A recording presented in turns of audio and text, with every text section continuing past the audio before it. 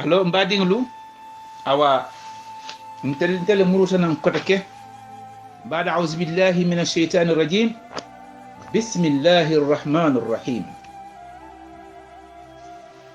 الحمد لله ثم الصلاة والسلام على أشرف الأنبياء سيدنا محمد بن عبد الله صلى الله تعالى عليه وسلم بعدين na kacca kola saryan kitolu anin fikiya kitolu na kacca kola wala awa mbe kontondiro kila badimu beye sito be kilin na kono kabrin nibrasi karanta ba fokata bula rawdatul majalis anin awa sawtu sunna nyulu anin go tolu duniya kono tarim na kontondroɓe kerekella ka futa be kilin nama nibrasi karanta ba lonnaɗu be kilin na mba fola be marhaban wa ahlan wa sahlan bikum wa jazakumullahu khayran nde duwala be kilin naye ka tan faalu kan alen jinide londola awa na kontondroɓe kerkella ka futa be kilin nama nibras karanta ba dinkoɓe duniya karo fen din na kontondro futala bema anin awa rawdatul majalisi anin wotanolu na kontondro futala bema tuma do na miro kono nin awa tuma do tol be Washington le tilo mamboyin tol la jam folo man karo ñinin folo awa katun ñimɓe sabatirin kafo ko be ñanta sunna ni ye karoje e ñanta sunna wolela mbeddiyamu lañum wato minnaten folo man kibaru soto kafo ko sininna mo sumuti awa nin ayatara sininna mo sumuti awa mbadiŋolu hanin mbi mbafola be kilin naye ramadana mubarak awa alamu asum sone ala mbebulu nin ayatara fanan sumumu jumoleti hanin mbi mbadiŋolu mbe kaccala beye sunkaro keñala ngalon ne ko awa lonna jama kaccatala awa bar hanin mbi ala kolo karu kano kono fadhakkir in nafa'atu dhikra sayadhakkaru man yakhsha alu fin kondiro ke al dammalu tema alla fin kondiro be wasari kalamola min silantante allahu taala nya subhanahu wa ta'ala wala ya kendi awa hanin bi kaccalalu min kaccata awa sunkaro kenya ala alamun ni be baraji la nin min man kaccala fanan awa hanin bi alamu wato sone ala be kana ka haklidi nyola luntambañin nakkoto luntamba min mu alala karubañinti min mu sunkaroti mbadiŋolu awa mbe nala kaccala sunkarole la bari sannin be kaccala sunkarola folo lafta te fatan bondin kela awa kilala hadiso la sallallahu taala alayhi wa sallam hadiso min konye ko awa buniyal islam ala khamsin ko muslimi alota barama lulle kan barama lulu muslimi ani mbelorun wole kan a folo shahadatayn ashhadu an la ilaha illa allah wa ashhadu anna muhammadan rasulullah wa fanan awa far'ul balale min ñanta kela même mo iqami sala ita'i zaka awa awa nin tunkumo bataje tunkum folowo ko ka salo londi ni dankene yate shada kalmato ñin fo barama kilin yena salo londi yebba ila barama folo ifelenti ya sare no bataje ye ita'i zakati jakkodi alayhi sunna fulo minna ye sadabo na fulo to yaadi fukarola jakko aka muta bannal lella misilme bannalu kadi misilme fukarolu la ban na fenko ni a daraso fahamo fon tariya wulum nyinti awa ka nafulo bondi misilme na bannalu la ningila nafulo fura nasibo ma kadi misilme fukarolu la nafulte min bulu ñina mu ta'rif az-zakat niyo sabatindi wala mu barma saban jamati barma nani jamo siyamu shahr ramadana ka sun karo sun be mento bi min be nala sinin o sinindi wallahu a'lam alulun jama wala mu hajjil bayti liman istata ilayhi sabila mbadingulu barma lulo nyi barma sababi je jakko dio ani sumo ani hijjo atla ye sulhu kawlu sabo konole nasib laninka wate borla mislimo beka barma sabo ate bornola mislimo beka obie ngafo mislimo bete adafa nola bari barma flafolo mimmu shahada ani kasalo londi moto kelo la moy feri nimi ye barma fulo nyimboy ndi ite mantran imam ki muslimati bari isi keno muslimoti sun karo nata ayatra alhalo miya lonko ite sumo mafanola atla sulhu ditela amma kan yindi kuma man wajibi ye kande a wajibi yate kanne komi saloni shada kalmato wajibi yate kan nyaminna momum man son sun karo la wajibi yala te kan ibe konni sumo fen dinto fa anta kafir itam kafirolete ngase blanin kan sun karo wajibi yata muslimo bele kan abe farra yari ne muslimo be kan bari a muslimo fanan be manke adda abaralati mona ya kendi kundi sumo doli bije o ba kendila itete sun karo sunnola bari abe wajibi yari kanne ko yake sulhu bije inyanta min kala tumado lonnalu tambita o biyen o moyta bari folo munati nte fem fola mo karanta ba to jang karanta ba dibras karanta ba dunkelu mammi long e mammi moy kapoto ni soblan ko moto folo ni be diya mo la karanta ba to isnyon lon ka foko mo be la moy kam minna londo siatete ikete nyawo nyandi wama utitu min ilmi illa qalila ala ko amal londi di nabiyum mul fala folondi ndin surtout ntol min mo taliboluti nte fem fala ni brasklanta bato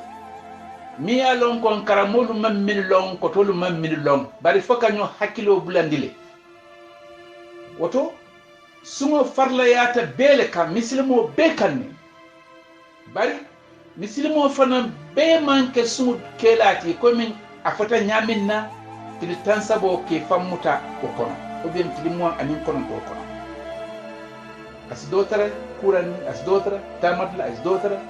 lanjuro do kono lanjuro mi yalon ko maharba dia lanjuro dit awa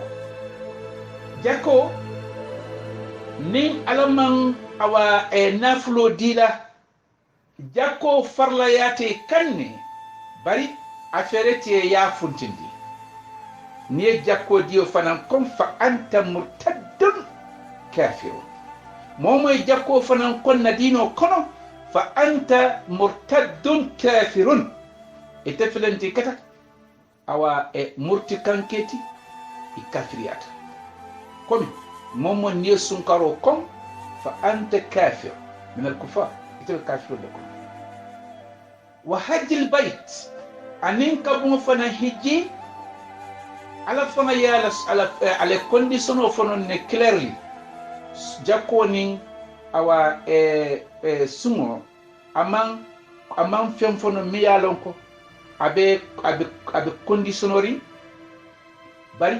hijo akole ko man istataa ilayhi sabila ako momo nin ayatari silo no kata donc bari ila tabaliya hijjola ila silo baliya kata hijjola o fana ma hijjo ke ite kunna ko farlate hani farlolo mu ite kan inyantele yake bari man soto le ke soto min be ifutandila makkanista hijjo ke bari abe farliyari kannede hanni fata nin ala feredi ibon sundola asibo hijjo julo jono yehi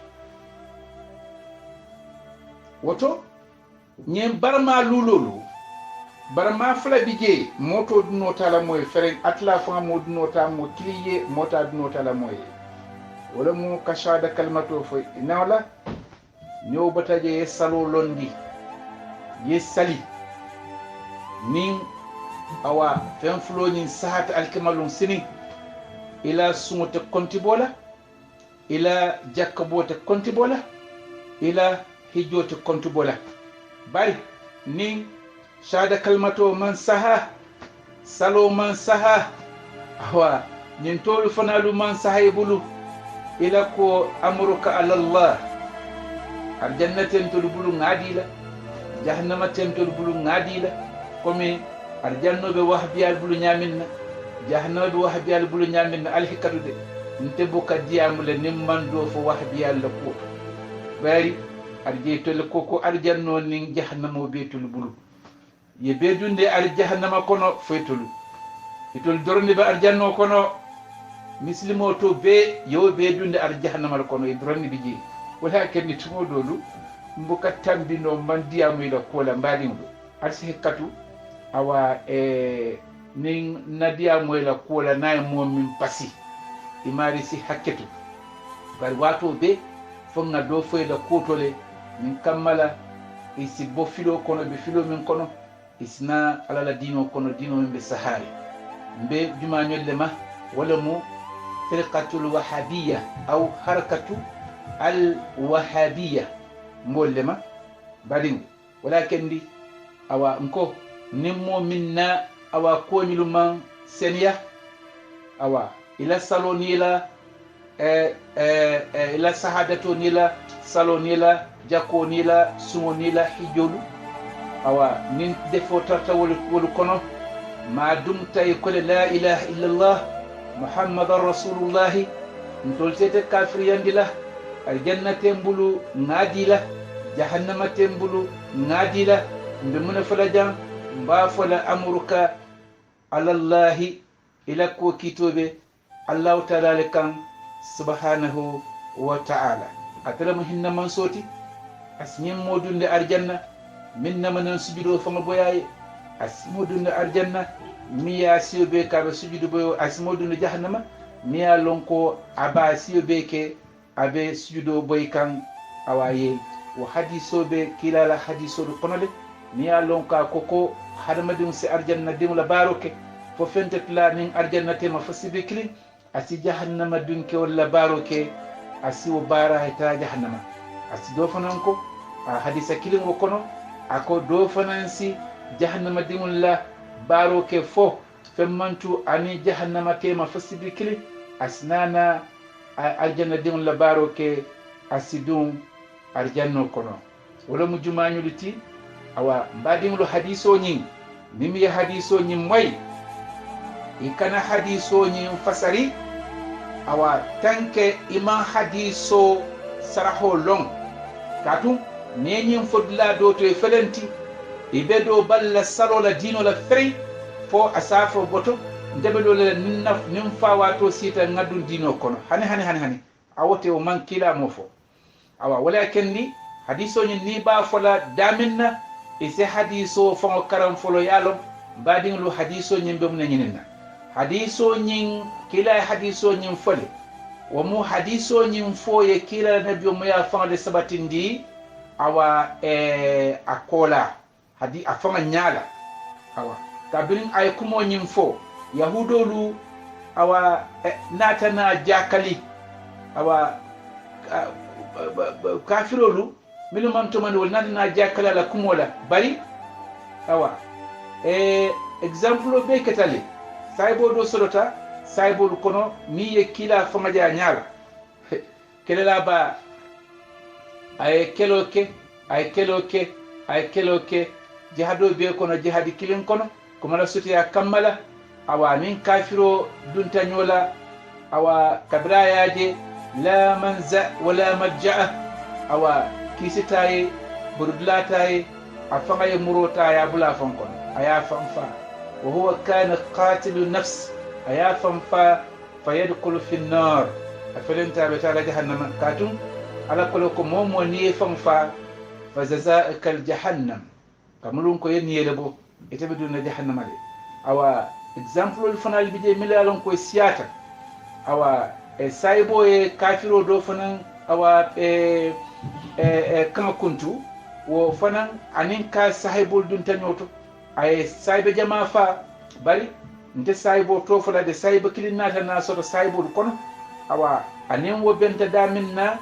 ala yake ala fon filita jolon tabulu kuma la sutiya kammala ayablu flo wulinda ko la ilaha illa allah muhammadar rasulullah kawuri saybol beya moy ay shahadatu fo skilala saybo ni natana ko kuntu fa huwa fil janna wudunta al janna awa habashi fana ngamin na kissato fo wati tambita afalanti khairun nas ayofa awa kila fanyala hamza anatana sharran nas fananfa kila kola sallallahu alayhi wa sallam فهو في الجنة وفنان في الانتابع الجنة example لسياتا حديثو نين أو فهم كله وتو بعدين لو مو كان حديثو نين تا يا فضلاتو نين كملا نيا فجدرون يسيب كيساتو نين لون يسيب example لو فنين كملا دين كنا مويلا ويا فنتت سلا فنين كبايات أي ترس والحالو كونو سايا تاثرا وبين awa dobe bara nyumma kewla ko abari alayni nafo kila la hadiso lom nyenti woto nabara nyumma kew tin nafala fenna bayri malon nim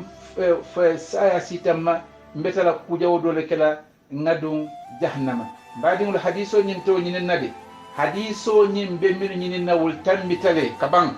ntol femben dim bijan sai hadiso nyinton tol kilim mana fanna mana bentol mula fanna nga salin nga sum nga ku kendo luke kila ya maro mintu ngabulawol noma insa arjanno soto banne mambulawol noma fongan fan filindi bayru ko nga hadiso ni moy mbedunna jahannama fi nar jahannama khalidin awa mbadin lu nga tenten na darso kam memmu awa sunkaro la koti oto awa barmalu lo min ngafot sayinten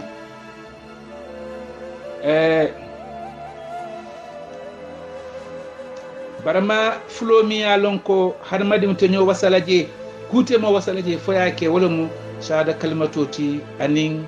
awa salo kasalo sabatinde bar sunkaro sulholu blata sunkaro konole awa insha Allah inta be fono la bi bari nin ala sonta insha Allah sinin fanan insina na kacha sunkaro la kola nin aya telefona lonnal natana kacha sunkaro la kola mbadinglu hanin bi awa nga sitolu kono jube nga lonnal la moy nin kamala si londi soto sa hakili soto lon tamba nin jiya nyala awa mbadinglu nga tambi nga tenten sunkaro longo mona sunkaro ti awa lugawiyan awa sunkaro ni kodorom asiyamu wolom nyenti koye fammuta awa ye fammuta fengo beda bari nin kodron fi sharia sariyan kono المساك عن الأكل والشرب وسائر مفترات ما النية من طلوع الفجر الصادق إلى غروب الشمس كابو بعدين لو سريان كونو كومين تنبيتا سريان منا نياجي nga e kumo damuta sharia longni fiqya longla awa dulani parce que sunkaro shar'iyan ni mba fasar la sharia kono wala munyinti ye fammuta domroma anin jinningo anin ku kotan be mi yalon ko abe futundu kolu kono ibe fammutalo fananna o fanan be kala ngannewle kan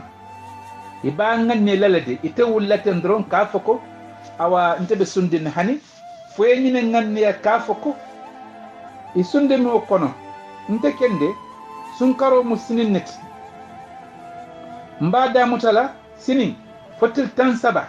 o bien tilimwanin kononto nte jimin na tiloto nte dumuro kala tiloto nte futundu ko kala tiloto mbadi ngulu niaje iko muftarati awa wasair almuftarati niaje yofoje mbadi ngulu bulo ka sunni singo ka sunni nya ka sunni da ka sunni sun fo benyanta sunna le mbadi ngulu nyina musumuti min sahata dala sungo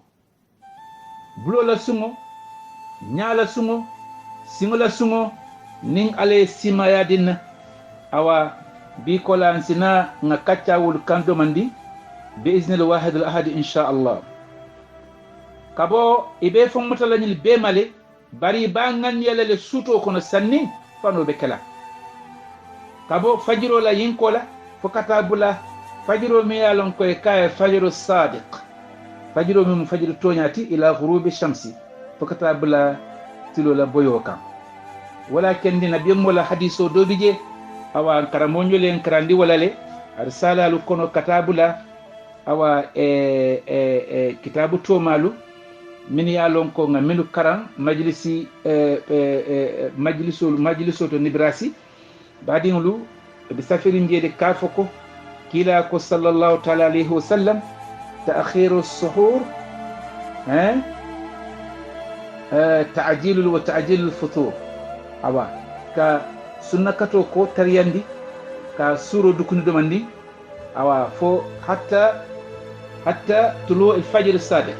فو فجر تونيا نا تمو منا وتمو لي يسيد مرو بلا أوا dumuro bidan be kuntle mawtumole fajru sadiq atela kabo tilibola be koyri lew awa fulale mu do mu fanya fajro leti o muy buli sataleti do mu tonya fajroti mbadimdo awa nimbatano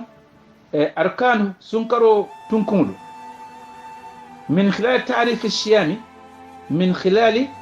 ta'rif siyami sunkaro longo awa alhalo kenya kono fil istilah yattadi anna lahu ruknani asasiyaini sunkaro nyimbe koy lamma lew kafoko sunkaro arkan fulale bala min yalon ko wolomu tunkuluti wolomu fon wolomal wo tunkun fulolu wolomu fondation ti nin ko fondation al asas atekela mil kuma frey awa o fula drone be sunkaro la mbadin sumula o fula pet wala be sumula a folo monati wala mu fammuto ye fammuta anil muftarati min tulu al fajr ila ghurub as-shams fi wofen nin ayatar awa min mudomroti anin miŋo anin awa futodu awa ikana son frein musukunda ke kunda sahawo ye boyla tilomo mo be kono nibe sundin nin ke kunda itlaka musukunda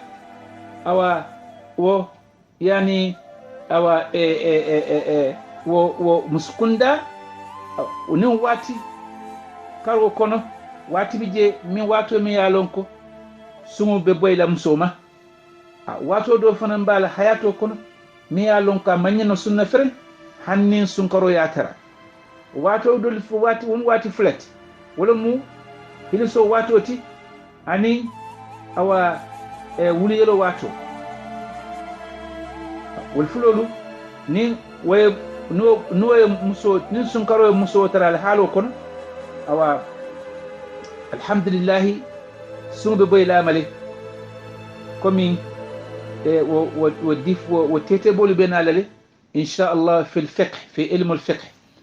awa awol mo tunkam foloti tunkum foloti mbadinglu awa ke famma muta fen wo fen nin atra futundi kolum ye famma moto bema kata kabirin fajiro fokata bula tilola boyoma wo fanan dalilo munati komi nganyine fo awa dalilo min ya lonko wala mulbe sariyan kanke yari fenfendi nabata arkan kono wala shari'atu al-islamiyyah ودليل هذا الركن نتون كم فلو نمن فتن نم فانت موتوتي كابوتيلو فجرو ولا ينكو ولا فكتا بلت ولا بوي ولا بعدين لو وبأركانو كونو على قدامنا سبحانه وتعالى فقوله تعالى على قدامنا سبحانه وتعالى فالآن باشروهن وابتغوا ما كتب الله لكم وكلوا واشربوا حتى يتبين لكم الخيط الأبيض من الخيط الأسود من الفجر ثم أتموا الصيام إلى الليل. سورة البقرة آية كم آية تن سي أنين ورولا بعدين لو على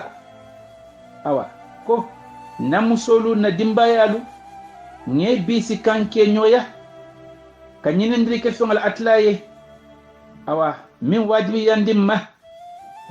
ma kataba Allah lakum atla min safimma mimmu awa futo kono hakoluti wokulu kon ngadumuro fananke wal kola washrabu insi minno fanan nyume kala wato munala kata kabirin sutola awa futo sikenole min domuro sikenole min sikenole hanifu lankina mare lankina mandre yana ken toliye awa fajirola kattola khayt saba fengolo min kabo tilibola awa atla ya ata ato nyale ata mansira wa nyale arkano kon min al khayt al abyad ila khayt min hatta يتبين لكم الغيط الأبيض من الغيط الأسود أو هنفو كيف كتفلو يفنت كو يفنت فيه كتو أو نيو كتدرم نسكو بيلون وتمن سيلون كافكو تلولا بو وتامن سيلون وتي من الفجر فجر وكون ثم أتموا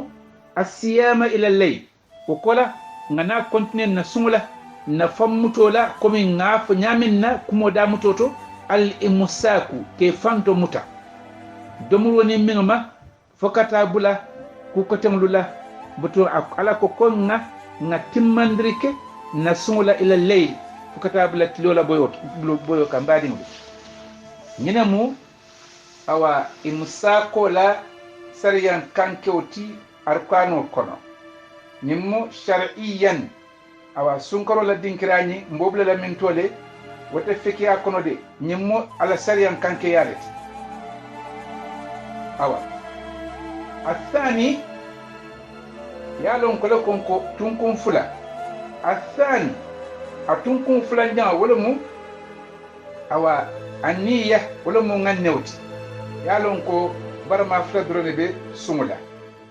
wala mu afolo nko wala mu fanto mutoti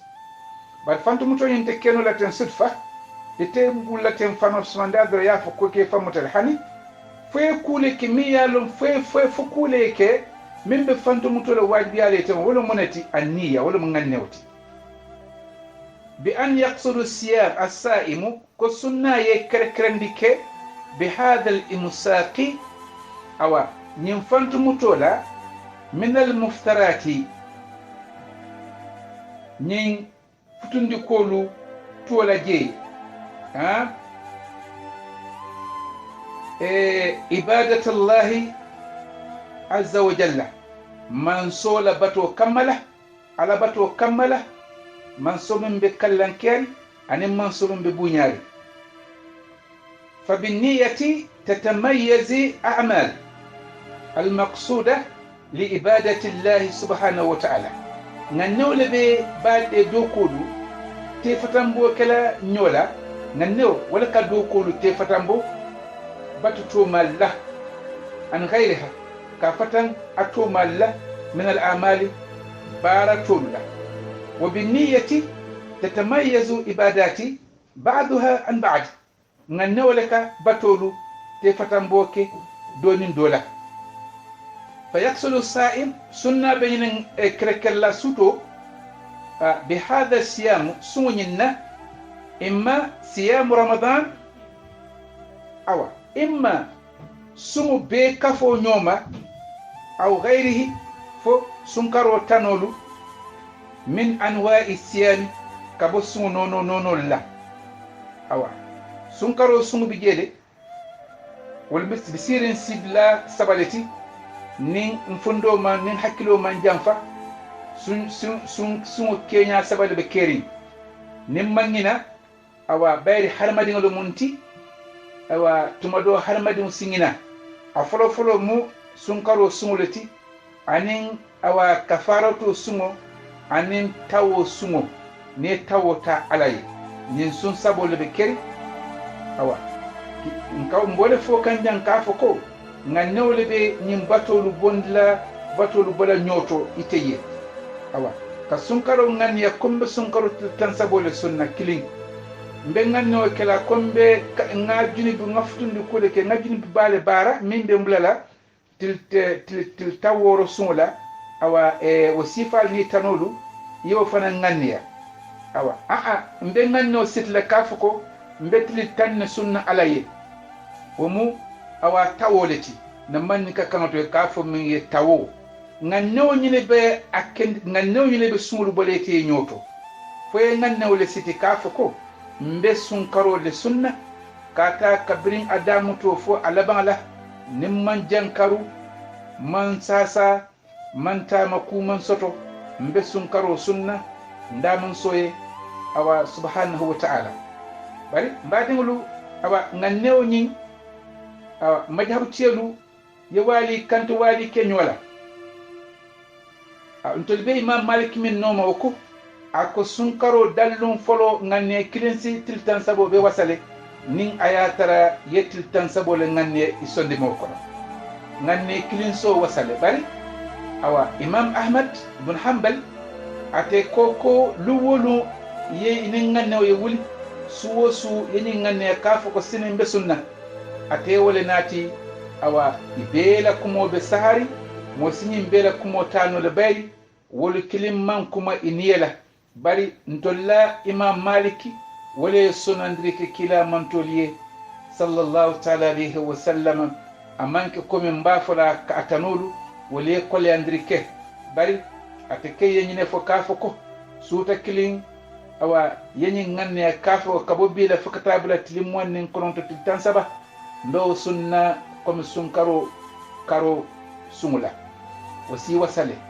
yo imam tol ko hani lu suwo su foye nyina nganne kafu ko nin ale mkunin hera kono mbe sunna sunkaro kontinela mba sunna wa mbadi ngulu min soniata mbode tala wala mu imam malik la siloti nangan alfa altra silo wala kan komi ngafa nyaminna lan yuftaha والإمام في مدينة موت فتوى كلا فرين من إمام مالك بمدينة كون دونك نتو إمام مالك لسلو نوما سو كيلو نانيا وسي تلتان سبو وسي تماري يلي من بإمام مالك لسلو كان وفنان دليلو منتي ومكلا الحديث التي صلى الله تعالى عليه وسلم نبي موكو صلى الله تعالى عليه وسلم إنما الأعمال بالنيات وإنما لكل مرء ما نوى أكو بارا وبارا فايلو نغني ولكم إبه بارو فنفن دين كلا فيا نغني لي أوا كو بارا وبارا فايلو نغني ولكم بارو فنان دين كلا ngannewole kan kuku ni bakila fa ngannele mbadiŋolu niŋ waatoo la be dewmute nu imam shafii ako hadiso ñiŋ awa kila la hadiso ñiŋ niŋ ye ñiŋ bondi na diinoo kono awa niŋ a ye a tara diinoo mu keme le ti ako hadiso ñiŋ ye diinoo tawworo a kemoo kono a ye tawworow la loodulaa le taa tawworow la a ye wo le taa diinoo kono innama al amalu binniyati wa innama likulli umrin ma nawa awa ate ko hadiso ñiŋ niŋ a ye a tara diinoo bee kafoo ñooma keme le mu hadiso ñiŋ awa ŋannewo ye bunda tawworow la ŋannewo kiliyo le taa wo mu imam shafii la awa bankewo le ti ridwanullahi alayhi farada allahu azza wa jalla awa niŋ batano mbe masalato fulanjaŋo le taa la masalatu folo ŋawo le taa wo le mu sunkaro loŋo ti ŋawo le bansayin teŋ masalato fulanjaŋo mbaadiŋo wo le mu sunkaro kiitolu ti mbe nala duna wo le kono awa masalato folo mu sunkaro loŋo ti ŋa minnu foolu kono rukumu fula ruknayni rukunu fula a folo fammuto a fulanjaŋo ŋannewo awa wo le mu a tunkun folo ti masalatu folo ti sunkaro masalatu folo mu wo le ti awa a masalatu fulanjaŋo sile mbe nala duna wo le kono masa niŋ be dunno kono masalatu folo awa miŋ mu fantumuto ti atla la daalo be noŋ ako fal'ana bashiruhunna wabtagu ma kataba allahu lakum wa kulu washrabu hatta yatabayyana lakum الغيت الأبيض من الغيت الأسود من الفجر ثم أتم الصيام إلى الليل صدق الله العظيم حديث من بودالا ولمو نبيم الحديثوتي صلى الله تعالى عليه وسلم إنما الأعمال بالنيات وإنما لكل امرئ ما نوى مسألة فلو من سوتو أركانو كونو أنين من سوتو فكيا كونو سنو كونو ولمو آيوتي سوتو بكر كونو ولمو حديثوتي أو من متتسيدنا عمر رضي الله عنه مسألة الثانية مسألة فلان وسلين بعدين حكم الصيام رمضان ولمو سنكرو سنو كيتولتي أنين الدليل أو بعدين واتو بجام فكان كسيتو نيمفان بجام فكان دوماندين برهانم بي ewa mbadinlu nte jam fala kumo kono baake inchallah ninga masalato ñim ban nte tentenna fo ni ale watidin na sini si continue nga sunkarola ko kaccake badinlu masalato fulanjang wala mu hukmu siyamu ramadan wa dalil dhalika sungo kito sunkaro sungo kito anin wa dalilo awa ka tariyandi mbadingolu faradallahu azza wa jalla man soye farla yandike komin tambitala nyamen na drasu folo to audio folo to ash-shari'a hukm ash-shar'i siyam shahr ramadan wa ja'alahu ahad arkan al-islam al-khamsa atla yasunkaro farla yandi ayake dino tunkululu nyaadoti wa dhalika fi qawlihi ta'ala walamu ate man so fala dalo kono man saba man sakallanke ako bada a'udhu billahi minash shaitanir rajim ya ayyuhalladhina amanu kutiba alaykumus siyam kama kutiba alal ladhina min qablikum la'allakum tattaqun wa qawluhu subhanahu wa ta'ala shahru ramadana alladhi unzila fihi alqur'anu hudan للناس وبينات من الهدى والفرقان فمن شهد منكم الشهر فليصمه صدق الله العظيم آية فلون بيبو تسوت بكر لكونو دومو آية كمي تنسي أنين آية سبا أفلان جمو آية كمي آية تنسي أنين آية لولو وما رواه عبد الله بن عمر حديث من فننفيله رضي الله عنهما عمر دينكو حديث من فيلا نمانين كيسبه إموفلوما دين فاما قال رسول الله أكو كلا محمد صلى الله عليه وسلم بني الإسلام على 5 أكو مسلمي أن لوتا تنكل لكان شهادة أن لا إله إلا الله وأن محمد رسول الله وإقام الصلاة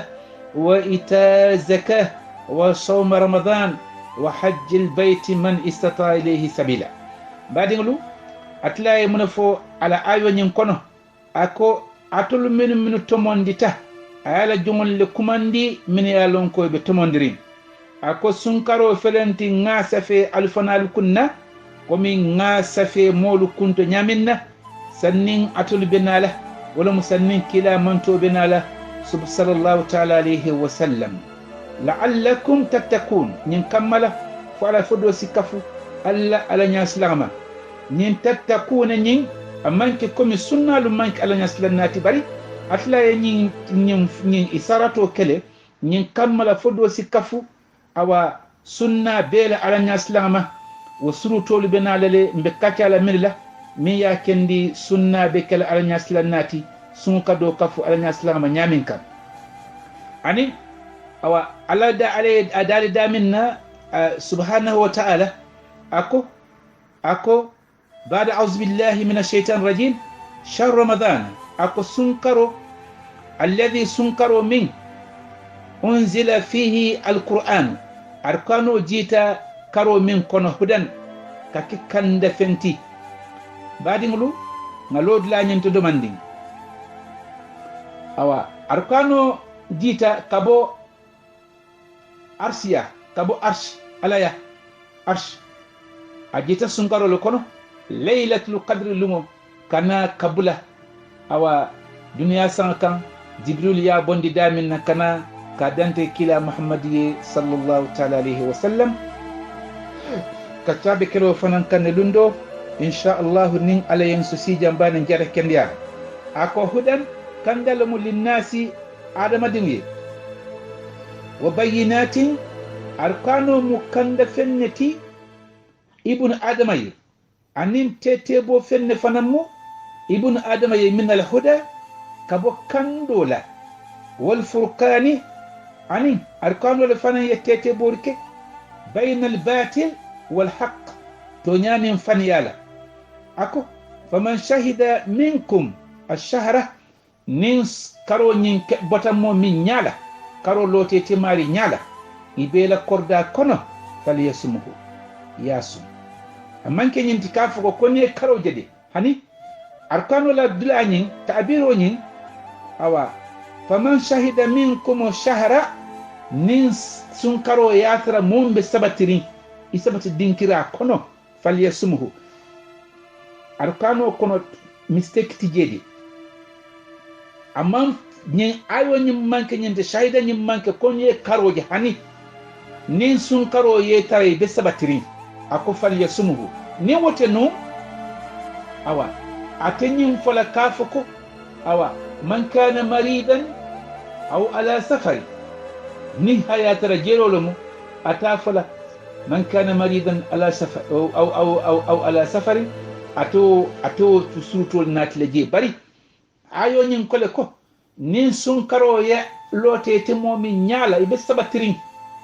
ibe sabatri be hadarlin falli yasmuhu yasum iman tara kurandi nin shahida ni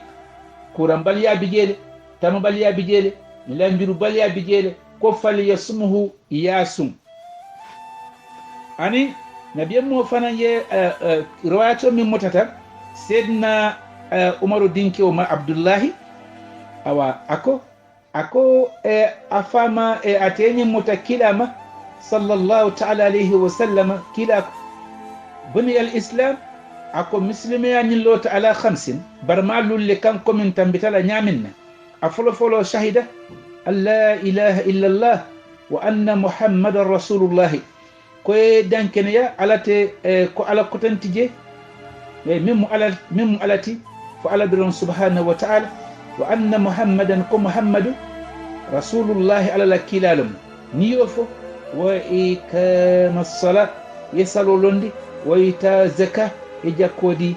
وصوم رمضان يسنكرو سم وحج البيت يبون حجي لمن استطاع إليه سبيلا نين على يسلو سونيان دي ميلي كويتا يتا حجوكي وتنبادين لو أوا نين فتata jang mbe danna aliye jang ni wuraro nin ale fano nyumake nin kembe tentenale dron bari awa mbe alhalo min to sayinte jankaro nyin ko kamala bebe sabatrinne dinkira kili oto ngadwa nyoye mbe safiro ke ka jama ngale ngadwa nga fu alasi ngadwa nyoye fu alasi awa sunandri kenye mbe nala nyaminna sito to ka do fo badin liye awa dino la karola inshallah amanke komi lombaliyama bari kanyo hakkilo bulandi watinin wati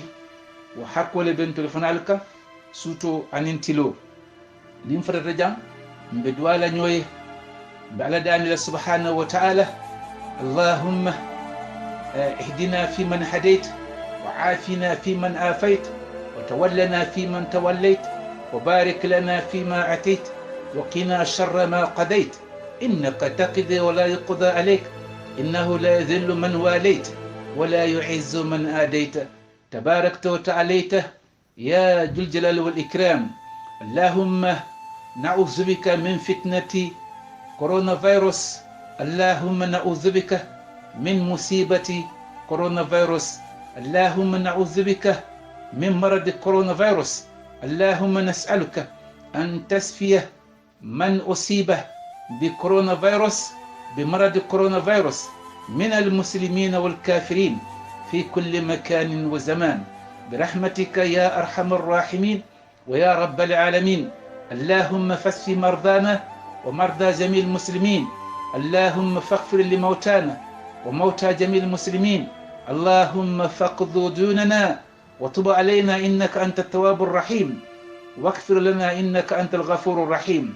اللهم فاغفر لموتانا وارحم لموتانا وعفو عن موتانا وأدخلهم جنتك جنتك النعيم وسكنهم بجوار سيدنا محمد في جنانك الفردوس مع أبي بكر وعمر وعثمان وعلي وجميع أصحاب الرسول غر الميامين أو غر المحجلين بحرمتك يا الله بحرمة نبيك وحرمة أجدادنا وحرمة آبائنا وأمهاتنا اللهم يا الله اللهم يا الله فاغفر ذنوبنا وتب علينا إنك أنت التواب الرحيم وارحمنا إنك أرحم الراحمين سبحانك رب العزة أما يصفون والسلام على المرسلين والحمد لله رب العالمين والسلام عليكم ورحمة الله وبركاته أخوكم في الله وطلابكم الحاج سالم جابي بواشنطن ولاية المتحدة الأمريكية وإلى اللقاء جديد في درس ثالث بإذن واحد الأحد.